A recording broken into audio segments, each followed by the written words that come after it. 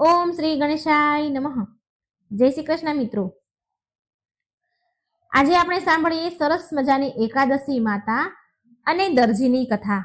ખૂબ જ સુંદર કથા છે મિત્રો. તમે ધ્યાનથી સાંભળશો ને તો અંદર તમે ખોવાઈ જશો, મગ્ન થઈ જશો. એટલી સરસ ભાવશાળી કથા છે. ઓમ નમો ભગવતે વાસુદેવાય. જય એકાદશી માતા. મિત્રો, આજે એકાદશી વ્રતની સુંદર કથા સંભળાવવા જઈ રહી છું. ખૂબ સુંદર કથા છે. એકાદશી માની શ્રદ્ધાથી અને ભાવથી કથા સાંભળજો. હે માં એકાદશી, જે કોઈ આ વાર્તા કથા સાંભળે તેના સર્વ પાપ નષ્ટ કરી અંતે મોક્ષ પ્રદાન કરજો, સુખ સમૃદ્ધિ શાંતિ પ્રદાન કરજો એવી માં હું પ્રાર્થના કરું છું. મિત્રો, ચેનલને સબસ્ક્રાઇબ ન કરી હોય તો કરી દેજો અને વિડીયોને લાઈક અને શેર જરૂર કરી દેજો. ઓમ નમો ભગવતે વાસુદેવાય. બહુ સમય પહેલાની વાત છે. એક નાના એવા ગામમાં ઘનશ્યામ નામનો એક દરજી રહે. દરજીના પરિવારમાં તેની પત્ની અને એક 5 વર્ષનો દીકરો હતો. ઘનશ્યામ માત્ર ભગવાનના કપડા સીવતા હતા. જે મંદિરોમાં મૂર્તિઓ હોય, આ બધા જે ભગવાનના કપડા હોય એ આ ઘનશ્યામ સીવે. ઘનશ્યામનો જે 5 વર્ષનો પુત્ર હતો તેણે તેનું નામ ગોપાલ રાખ્યું હતું.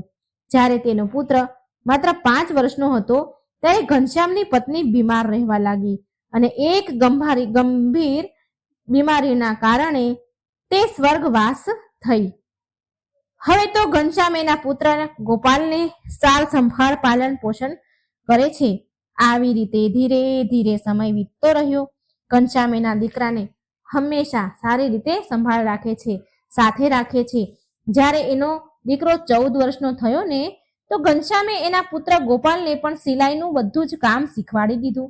હવે ગોપાલ પણ એના પિતાના કામમાં હાથ વધારે છે, કામ કરાવે છે. કેમ કે ઘનશ્યામ માત્ર ભગવાનના જે વાઘા હોય, જે પોશાક છે એ જ સીવે છે અને એકાદશીનું વ્રત પણ રાખતો હતો. ઘનશ્યામ બહુ સરળ સ્વભાવનો, બહુ સીધો સાદો ઇન્સાન, પૂજા પાઠ કરવા વાળો વ્યક્તિ. એક વાર ઘનશ્યામે એના પુત્ર ગોપાલને કહ્યું, બેટા, તું પણ હંમેશા દેવી દેવતાના જ વસ્ત્ર સીવજે. જ્યારે ઘનશ્યામનો દીકરો 16 વર્ષનો થયો ગોપાલ, તો ઘનશ્યામે એના દીકરાના વિવાહ એક યોગ્ય સરસ કન્યા જોઈને ધૂમધામથી કરાવી દીધા અને તે હવે તેના વહુ અને દીકરા સાથે સુખપૂર્વક દિવસ વિતાવવા લાગ્યા. જ્યારે ગોપાલના પિતાનો એટલે કે ઘનશ્યામનો અંત સમય આવી ગયો હતો. કેમ કે હવે તેની ઉંમર થઈ રહી હતી અને તે વૃદ્ધ પણ થઈ ગયા હતા. ઘનશ્યામનો અંત સમય આવી ગયો અને ભગવાનના ધામમાં ગયા. પણ જે તેના અંત સમયમાં ઘનશ્યામે તેના પુત્ર ગોપાલને એક વચન માંગ્યું હતું, એક વચન લીધું હતું. ઘનશ્યામે તેના પુત્ર ગોપાલ પાસેથી એક વચન લીધું હતું. કહ્યું કે, ગોપાલ બેટા, ચાહે કંઈ પણ થઈ જાય, પણ દેવી દેવતાના જ વસ્ત્ર સીવજે, બીજી કોઈ સિલાઈ કામ કરતો નહીં. અને બેટા, મારી જેમ હંમેશા એકાદશીના વ્રતનું પાલન કરજે. એકાદશીના દિવસે કોઈ પણ કપડાની સિલાઈ ન કરતો, અહીં સુધી કે સોય દોરો પણ હાથમાં ન લેતો. આટલું કરજે, આટલું વચન દે. આ સાંભળી ગોપાલ તેના પિતાને વચન આપીને કહે છે કે, પિતાજી, હું તમને વચન આપું છું કે હું હંમેશા ભગવાન દેવી દેવતાના જ પોશાક, વસ્ત્ર, વાઘા સીવીશ અને તમારી જેમ હંમેશા 11નો ઉપવાસ પણ કરીશ. વચન આપ્યું. અને એકાદશીના દિવસે સિલાઈ તો શું પિતાજી, હાથમાં હું સોય દોરો પણ નહીં પકડું. પછી ઘનશ્યામ સ્વર્ગવાસી થઈ ગયો. હવે ગોપાલ તો એના વચનોનો પાક્કો હતો, એના નિર્ણયનો અટલ હતો. ગોપાલ દરેક એકાદશીએ ઉપવાસ કરે. એકાદશીના દિવસે ફરાહાર કરતા, ગાયનું દૂધ અને તુલસી પત્ર નાખીને દૂધ પીવે. તે એક જ સમય દૂધ અને તુલસી પત્ર લે. પછી એ એકાદશીનું વ્રત ખોલે. ગોપાલની પત્ની હતી, એ પણ બહુ સંસ્કારી હતી. એનું નામ હતું તુલસી. ખૂબ જ સંસ્કારી હતી. એ પણ એના પતિ સાથે એકાદશીનો ઉપવાસ કરતી અને ગામમાં જઈને ગાયનું દૂધ લાવે, જેનાથી એનો પતિ વ્રતના પારણા કરી લે. ઘનશ્યામ હંમેશા દૂધ અને તુલસી પત્રથી જ પારણા કરતો હતો.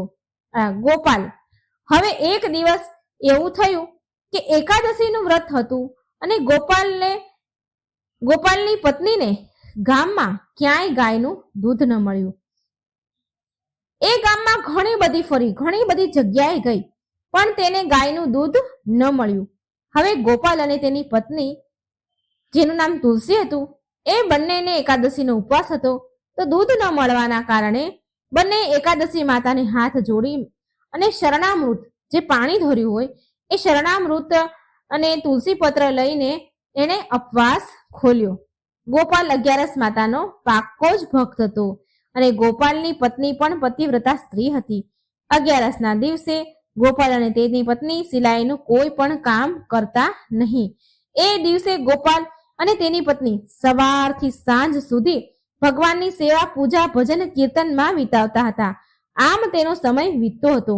બંને પતિ પત્ની એના જીવનમાં બહુ ખુશ હતા, ખૂબ શાંતિ હતી અને તેનું કામ પણ સારી રીતે ચાલતું હતું. કેમ કે બંને પતિ પત્ની બહુ ધાર્મિક હતા, તો ગામના લોકો પણ એને બહુ ઇજ્જત સન્માન આપતા હતા. ગોપાલ તેના પિતાનું દરજી કામ અપનાવી લીધું હતું. એ કોઈ પણ બીજાના કપડાં સીવતો નહીં, માત્ર ભગવાનના કપડાં જ સીવે અને એનાથી જ તેના ઘરનું ગુજરાન સારી રીતે ચાલતું. હવે એકાદશી એટલે કે અગિયારસ માતાએ ગોપાલની પરીક્ષા લેવાનું નક્કી કર્યું. અગિયારસ માતાએ એક દિવસ વૃદ્ધ ડોશીનું રૂપ લીધું અને ગોપાલના ઘરે પહોંચી ગયા. એ દિવસે એકાદશીનો દિવસ હતો. અગિયારસ માતા બોલ્યા, બેટા, આજે મારે અગિયારસનો ઉપવાસ છે. હું આજે અગિયારસ માતા માટે નવા વસ્ત્ર સીવડાવવા આવી છું, જેથી હું એમને નવા વસ્ત્ર પહેરાવી શકું. ગોપાલ, શું તું મને આજે અગિયારસ માતાના કપડાં સીવી આપીશ? તો ગોપાલ કહે છે, માજી, આજે મારે પણ અગિયારસનો ઉપવાસ છે. હું અગિયારસના ઉપવાસના દિવસે મશીન પર કપડાં નથી સીવતો. કપડાં તો શું માજી, હું તો આજે ઉપવાસના દિવસે સોય દોરો પણ નથી હાથમાં લેતો, સોયમાં દોરો પણ નથી પોરવતો. તમે એવું કરો માજી, કાલે આવજો. તો ડોશીમાં જે અગિયારસ માતા હતા તેણે દરજીને કહ્યું, બેટા, તું કપડાં સીવવાના 4 ગણા કપડાના પૈસા લઈ લે, 4 ગણા પૈસા લઈ લે, પણ તું મને આજે નવા કપડાં એકાદશી માતાના સીવી દે. પણ ગોપાલ તો અટલ હતો એના વચનો ઉપર.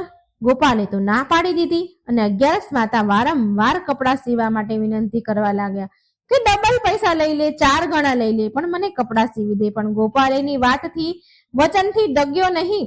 આવી રીતે અગિયારસ માતા ડોશીના રૂપમાં જે આવ્યા હતા તે ત્યાંથી ચાલ્યા ગયા અને થોડી વાર પછી અગિયારસ માતા જે ડોશીના રૂપમાં છે એ ફરીથી પાછા ગોપાલની ઘરે આવ્યા. આ વખતે હવે અગિયારસ માતાના હાથમાં ઘરેણાની કપડાની પોટલી લઈને ભરીને આવ્યા હતા. અગિયારસ માતાએ ગોપાલને ઘરેણાની પોટલી આપતા કહ્યું, બેટા, મારી પાસે આ ધન છે, આ બધું જ ધન તું લઈ લે, પણ મને અગિયારસ માતાના કપડાં સીવી દે. કેમ કે બેટા, મારે અગિયારસનું વ્રત છે અને મારે અગિયારસ માતાના નવા વસ્ત્ર પહેરાવા છે માતાને. આ જોઈ ગોપાલ બોલ્યો, માજી, મારે કોઈ ધનની લાલચ નથી. માજી, હું તમને સત્ય વાત કહું છું. જો માજી, હું આજના દિવસે સિલાઈ કામ નથી કરતો, કારણ કે મેં મારા સ્વર્ગવાસી પિતાને વચન આપ્યું હતું, માટે હું આજના દિવસે વસ્ત્ર નહીં સીવું. માજી, તમે કાલે આવજો અને જો તમારે આજે જ કપડાં સીવડાવવા હોય તો પછી ગામના કોઈ બીજા દરજી પાસે તમે ચાલ્યા જાઓ અને સીવડાવી લો, પણ હું આજે કપડાં નહીં સીવી શકું. પણ અગિયારસ માતા બનેલા ડોશી ગોપાલને કહે છે કે બેટા, કપડાં તો હું તારી પાસે જ સીવડાવીશ, કેમ કે તું જ ભગવાનના સારા કપડાં સીવે છે. આમ કહીને અગિયારસ માતાના રૂપમાં ડોશીમાં ત્યાંથી ચાલ્યા ગયા. ત્યાર પછી સાંજનો સમય થયો. ગોપાલના વ્રત ખોલવાનો સમય થયો. ગોપાલ વ્રત ખોલવા બેઠો તો ગોપાલની પત્ની એના પતિને કહે છે કે હે સ્વામી, આજે હું પૂરા ગામમાં જઈને આવી પણ મને ક્યાંય ગાયનું દૂધ મળ્યું નહીં. હવે આપણે વ્રત કેવી રીતે ખોલશું? ગોપાલ હસીને બોલ્યો, અરે ભાગ્યવાન, તું આટલા સમયથી મારી સાથે રહે છે તોય તને ખબર નથી કે જ્યારે દૂધ નથી મળતું તો કઈ વાંધો નહીં, જા તુલસી દળ લઈ આવ અને શરણામૃત લઈ આવ, હું એનાથી જ મારું વ્રત ખોલીશ. પછી ગોપાલની પત્ની તુલસી દળ અને શરણામૃત લઈ આવી, જેનાથી પતિ પત્ની બંનેએ તેમનું વ્રત ખોલ્યું એટલે કે પારણા કર્યા. એ દિવસ રાત્રે ગોપાલ અને તેની પત્ની તેનું વ્રત ખોલીને સૂઈ ગયા હતા. હવે અડધી રાતનો સમય થયો હતો. અડધી રાત થઈ હતી. જ્યારે ગોપાલ અને તેની પત્ની સૂતા હતા તો ઘરનો દરવાજાનો ખખડાવાનો અવાજ આવ્યો. અડધી રાતનો સમય હતો. ગોપાલની પત્ની તો એની ઊંઘ તો ઉડી ગઈ. બારણાનો અવાજ સાંભળીને તેણે ગોપાલને ઉઠાડ્યો કે જુઓ તો, કોઈ આપણો દરવાજો ખખડાવી રહ્યું છે. ભલા આટલી રાત્રે કોણ આવ્યું હશે? ગોપાલ બોલ્યો, અરે તુલસી, તું સૂઈ જા, હું જોઉં છું કોણ છે. પછી ગોપાલ તેના ઘરનો દરવાજો ખોલે છે તો એ જ ડોશીમાં બેઠેલા દેખાયા. ડોશીમાં બોલ્યા, બેટા, હવે તો રાતના 12 વાગી ગયા છે. બીજો દિવસ શરૂ થઈ ગયો છે. શું હવે તું મને 11 માતાના કપડાં નહીં સીવી દે? મને અત્યારે તો હવે 11 માતાના કપડાં સીવી દઈશ ને? ગોપાલ ડોશીમાને જોઈને હસવા લાગ્યો અને બોલ્યો કે આવો માજી, લાગે છે કે તમે 11 માતાના પાક્કા ભક્ત છો. આવો માજી, મારા ઘરની અંદર આવો. ગોપાલ બોલ્યો કે મને કપડું આપો અને ક્યાં માપના વસ્ત્ર સીવડાવવાના છે એ મને કહો. તમારા 11 માતાની મૂર્તિ કેટલી મોટી છે? ક્યાં માપથી હું વસ્ત્ર સીવું? ચણિયા ચોળી કયા માપથી સીવું? એટલામાં ગોપાલની મોટી દીકરી આંખો ચોળતી ચોળતી આવી, કારણ કે દરવાજો ખખડ્યો એટલે અવાજથી છોકરી ઉઠી ગઈ. તો આંખો ચોળતી ચોળતી બહાર આવી તો 11 માતા બોલ્યા કે બેટા, જે આ તારી દીકરી છે ને, એટલી જ મારી 11 માતાની મૂર્તિ છે. તું આના જ માપના કપડાં સીવી દે. ત્યાર પછી ગોપાલે તેની દીકરીનું માપ લીધું અને કપડાં સીવ્યા. ગોપાલ જુએ છે કે ડોશીમાં જે 11 માતા બનેલા છે એ હજી પણ ત્યાં જ ઊભા છે. એટલે ગોપાલ બોલ્યો, ડોશીમાં, આમ ક્યાં સુધી તમે ઊભા રહેશો? એમ કરો કે તમે ઘરે જતા રહો કે પછી તમે અહીંયા બેસી જાઓ. 3 કલાક પછી તમને હું વસ્ત્ર આપીશ, તમે લઈ જજો. ડોશીમાના રૂપમાં 11 માતા બોલ્યા, બેટા, હું તો કપડાં લઈને જ ઘરે જઈશ. તો ગોપાલ બોલ્યો, ઠીક છે માજી, તમે આ પાટલા ઉપર બેસી જાઓ. ડોશીમા તે પાટલા ઉપર બેસી ગયા. ગોપાલ હવે અડધી રાતે 11 માતાના કપડાં સીવી રહ્યો છે. ચણિયા ચોળી, ચૂંદડી, ચણિયો, બ્લાઉઝ બધું જ સીવ્યું. સરસ શણગાર્યું, કાચ લગાવ્યા, લેસ લગાવી, ગોટા લગાવ્યા, બધું જ કર્યું અને સારી રીતે વાળી ઘડી કરી અને બેઠો. ત્યાં સુધીમાં તો 4 વાગી ગયા હતા. ચણિયા ચોળી સીવીને ડોશીમા પાસે ગોપાલ આવ્યો. એ સમયે ડોશીમા આંખો બંધ કરીને બેઠા હતા. મિત્રો, શાસ્ત્રમાં વર્ણન છે કે વહેલી સવારે 4 વાગ્યાથી 5 વાગ્યા સુધીમાં અમૃતની વર્ષા થાય છે, અમૃત વરસે છે અને એ જ સમયે ડોશીમાના શરીરમાંથી એક તેજ પ્રકાશ નીકળી રહ્યો હતો. ડોશીમાના શરીરની કાંતિમય પ્રકાશ ચમકી રહ્યો હતો. એમાં એક અલગ જ આભા ચમકી રહી હતી. આ જોઈ ગોપાલ તો ચકિત રહી ગયો. એ ચૂપચાપ હાથ જોડીને ડોશીમા સામે બેસી ગયો અને એક નજરે તાકી તાકીને માજીને જોવા લાગ્યો. 4 થી 5 વાગ્યા સુધી આમ જ ચાલતું રહ્યું. 5 વાગ્યા પછી 11 માતા જે ડોશીમા હતા એમણે એની આંખો ખોલી અને પૂછવા લાગ્યા કે અરે દરજી, તે મારા 11 માતાના કપડાં સીવી નાખ્યા? ચણિયા ચોળી સીવી લીધા કે નહીં? તો ગોપાલ બોલ્યો કે માજી, મેં તો તમારા 11 માતાના કપડાં તો સીવી દીધા છે, પણ મને એ તો કહો કે તમે કોણ છો, ક્યાંથી આવ્યા છો? મેં તમને આના પહેલા ક્યારેય ગામમાં નથી જોયા. ડોશીમા કહે છે, બેટા, હું તો પાડોશના ગામમાં રહું છું, ત્યાંથી આવી છું. તો આ દરજી ગોપાલ બોલ્યો, ડોશીમા, પાડોશના ગામના બધા જ લોકોને હું ઓળખું છું. તમે કોના ઘરેથી આવ્યા છો? તમારા પતિનું શું નામ છે? તમારા દીકરાનું શું નામ છે? એ તો કહો. 11 માતા હસીને બોલ્યા, બેટા, હું તો તારી 11 માતા છું. હું તો તારી પરીક્ષા લેવા આવી હતી કે ક્યાંક તું ધનની લાલચમાં આવીને તારા પિતાને આપેલું વચન તો તે તોડી નથી નાખ્યું ને? તો ગોપાલ 11 માતાના ચરણોમાં પડી ગયો. માતા 11 એના અસલ સ્વરૂપમાં પ્રગટ થયા. ગોપાલને દર્શન દીધા. ગોપાલ એના ચરણોમાં પડી ગયો અને બોલ્યો, હે માં, મારાથી એવી શું ભૂલ થઈ ગઈ કે તમે મારી પરીક્ષા લેવા આવ્યા છો? તો 11 માતા બોલ્યા કે પુત્ર, જે ભક્તને હું દર્શન આપવા માંગુ છું ને, તો હું પહેલા એની પરીક્ષા લઉં છું. તું મારી પરીક્ષામાં સફળ થયો, માંગ, તને શું વરદાન જોઈએ છે? પણ પુત્ર, સમજી વિચારીને વરદાન માંગજે. ક્યાંક એવું ન માંગી લેતો કે તારે પછી પછતાવું પડે?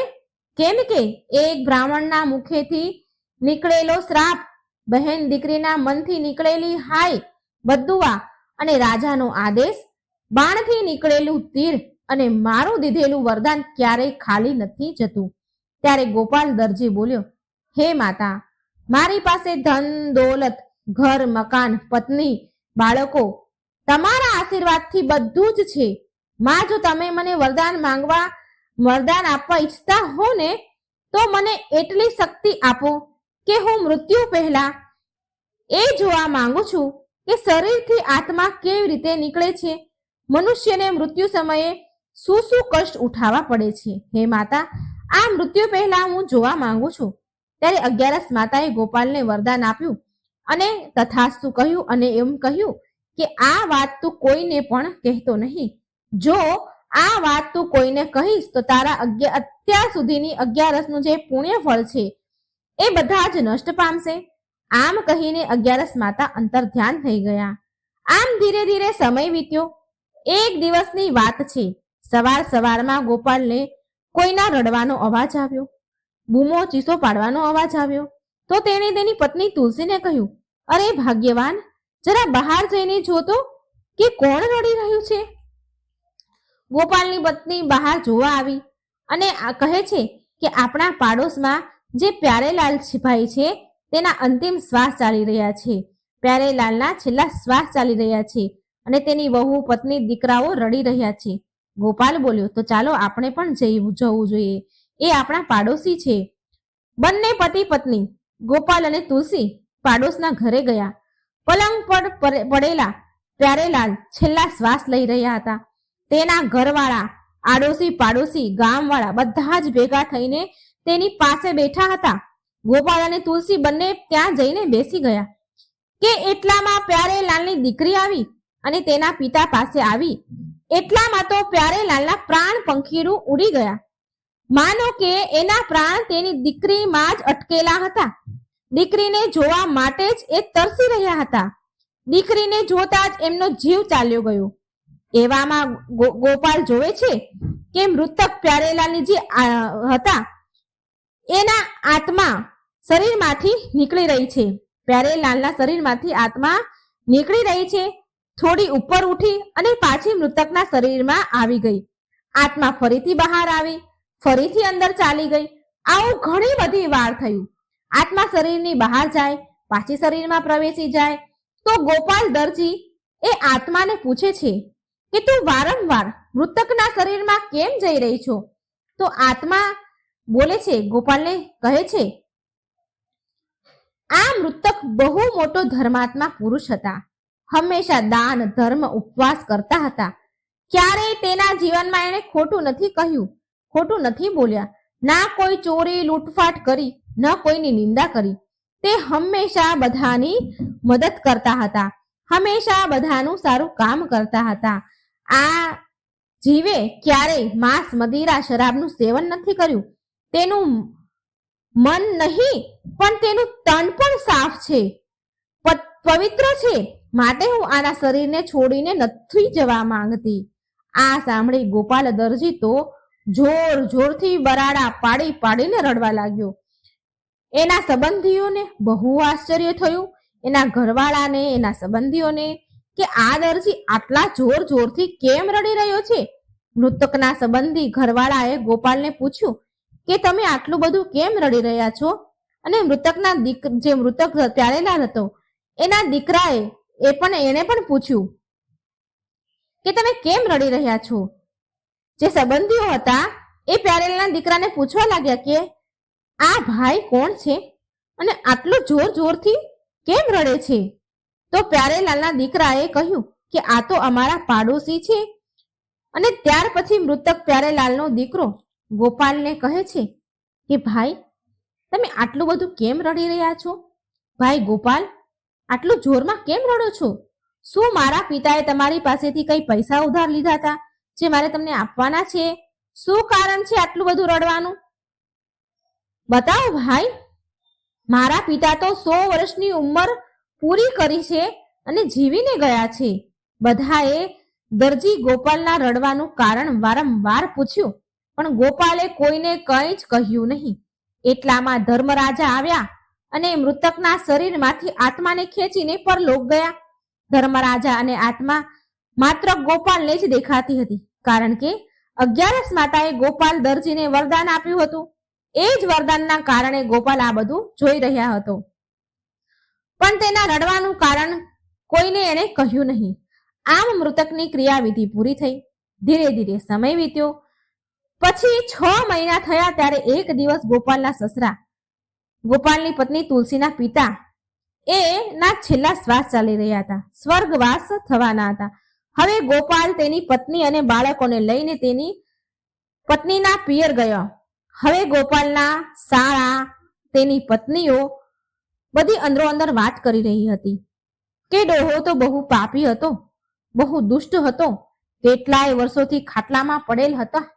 આમ અમે બધા તો સેવા કરી કરીને થાકી ગયા. સારું થયું એ પાપી મરી ગયા. હવે ગોપાલની પત્ની જે એના પિતાના ગળે મળીને ઘણી બધી વાર રડી, કેમ કે એ તો દીકરી હતી ને, અને પિતાના મૃત્યુનું દુઃખ એક દીકરીને સૌથી વધારે હોય છે, કેમ કે વહુ અને દીકરા સેવા કરવાના કારણે તેના પિતાથી ત્રાસી ગયા હતા. પણ એક દીકરી માટે તેના પિતા બધું જ હોય છે, સર્વસ્વ હોય છે. હવે ગોપાલની પત્ની તુલસી એના પિતાને બાથ ભરીને જોર જોરથી રડવા લાગી.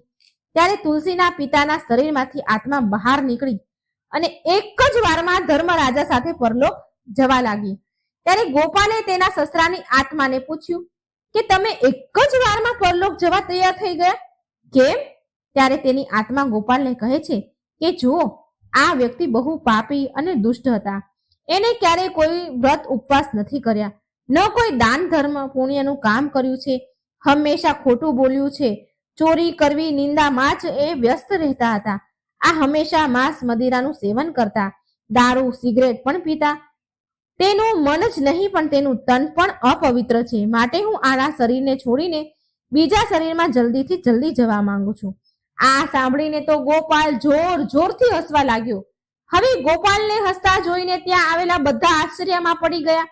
ગોપાલની પત્ની તુલસી તેના પતિની પાસે આવી અને ધીરે રહીને તેને પતિને પૂછવા લાગી, સાંભળો છો, અહીં મારા પિતાનું મૃત્યુ થયું છે અને તમે જોર જોરથી હસી રહ્યા છો. તમને શું થઈ ગયું છે?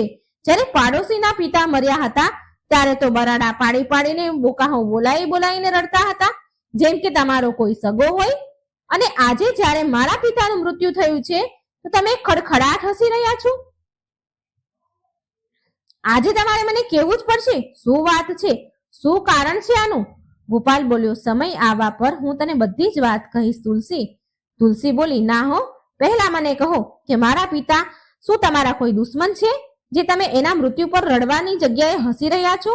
ગોપાલ બોલ્યો, અરે તુલસી, એવી કોઈ વાત નથી.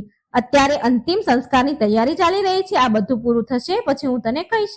હવે અંતિમ સંસ્કારની તૈયારીઓ થઈ અને અંતિમ વિધિ અંતિમ સંસ્કારની પૂરી પણ થઈ. એટલે તુલસી ફરી ગોપાલ પાસે આવી અને પૂછવા લાગી કે મને કહો કે તમે મારા પિતાના મૃત્યુ પર કેમ હસી રહ્યા હતા? તો ગોપાલ તેની પત્ની તુલસીને કહે છે કે અરે તુલસી, હજી 12 દિવસ બાકી છે, ઘરમાં બહુ મહેમાન છે, 12 દિવસનો શોક ચાલશે. ઘરે જઈને હું તને બધી જ વાત કરીશ. આપણે જ્યારે ઘરે જઈશું ને ત્યારે તને સત્ય કહીશ. હવે તો તુલસી 12 દિવસ વીતવાની વાટ જોઈ રહી છે. ધીરે ધીરે 12 દિવસ પૂરા થયા. ગોપાલ તેના બાળકો અને તુલસીને લઈને એના ઘરે આવ્યો. ઘરે આવતાની સાથે જ તુલસી બોલી, હવે તમે મને કહો, જો આજે તમે મને વાત નહીં કરો ને તો મારું મરેલું મોં જોશો. હવે તો ગોપાલ વિચારે છે કે જો મારી પત્ની મરી ગઈ તો મારા બાળકોનું શું થશે? ગોપાલ સારી રીતે જાણતો હતો કે સ્ત્રી હઠ કેવી હોય, માટે તેણે વિચાર્યું કે મારી પત્નીને સત્ય હકીકત કહી દઉં. ગોપાલ તુલસીને એની પાસે બોલાવે છે, એની પાસે બેસાડી અને 11 માતાના વરદાનની એના અને પ્યારેલાલ પાછળ રડવાની, તેના પિતા પાછળ હસવાની બધી જ વાત ગોપાલે કરી. અને એ વાત કહેતાની સાથે જ ગોપાલ બેભાન થઈ ગયો. આ જોઈ તુલસી જોર જોરથી રડવા લાગી અને બોલી કે હે 11 માતા, મને માફ કરી દો, મારા પતિને જીવતા કરી દો. જો મારા પતિ એના 11ના વ્રતનું ફળ એને નહીં મળે તો એ તો જીવતા પણ મરી જશે. હે 11 માતા, જો મારા પતિને કઈ થઈ જશે ને તો હું પણ મારા બાળકો સાથે કૂવામાં પડીને મારો જીવ આપી દઈશ. એટલામાં ત્યાં આકાશવાણી થઈ. અગિયારસ માતા બોલ્યા, હે પુત્રી, તારો પતિ જીવતો જ છે, સાથે એના અગિયારસના વ્રતના ફળ પણ અમર છે, એ ક્યારેય નષ્ટ ન થઈ શકે. હું તો એની પરીક્ષા લઈ રહી હતી કે અગિયારસના વ્રતના ફળ નષ્ટ થવાથી વાત સાંભળીને એ વરદાનના રહસ્યને છુપાવે છે કે પછી બધાને બતાવે છે. આ રહસ્યને ક્યાં સુધી છુપાવી શકે છે? પણ આ તો એક સાચો હૃદયનો વ્યક્તિ છે. આણે તો તારાથી પણ કંઈ નથી છુપાવ્યું. ગોપાલે અગિયારસના ફળ નષ્ટ થઈ જવાની વાત એને ખબર હોવા છતાં પણ તેણે બધી જ વાત તને કરી. એટલામાં ગોપાલ ઊભો થયો અને અગિયારસ માતાએ જતા જતા એના ઘરને ઠોકર મારી. હવે તો ગોપાલના ઘરમાં અન્ન ધનના ભંડાર ભરાણા, તેનું મહેલ જેવું ઘર બની ગયું. ત્યાર પછી જ્યારે અગિયારસ માતાનું વ્રત આવ્યું તો ગોપાલની પત્નીએ તેના પતિ સાથે અગિયારસનું વ્રત રાખ્યું, કથા સાંભળી, પૂજા કરી. હવે તો એ રોજ અગિયારસ માતાની કથા વાર્તા સાંભળતા, વાંચતા, કહેતા. એમને અપાર શ્રદ્ધા અગિયારસ માતામાં હતી, કારણ કે ગોપાલે તો બાળપણથી જ તેના પિતાને અગિયારસનું વ્રત કરતા જોયા હતા. અગિયારસ માતાના આશીર્વાદથી બંને પતિ પત્ની અને એના બાળકો સુખી જીવન જીવવા લાગ્યા. અન્ન ધનના ભંડાર ઘરમાં ભરાઈ ગયા. તો આવો છે માતા અગિયારસના વ્રતનો પ્રભાવ. બોલો અગિયારસ માતાની જય. મિત્રો, જો તમને પસંદ આવ્યો હોય વિડીયો, મને આશા છે કે પસંદ આવ્યો જ હશે, તો લાઈક અને શેર જરૂર કરજો. કોમેન્ટ બોક્સમાં માતાજીનું, અગિયારસ માતાનું કે ભગવાન વિષ્ણુનું નામ જરૂર લખજો. વિડીયો લાઈક અને શેર પણ જરૂર કરજો. જય શ્રી કૃષ્ણ. રાધે રાધે. Thank you.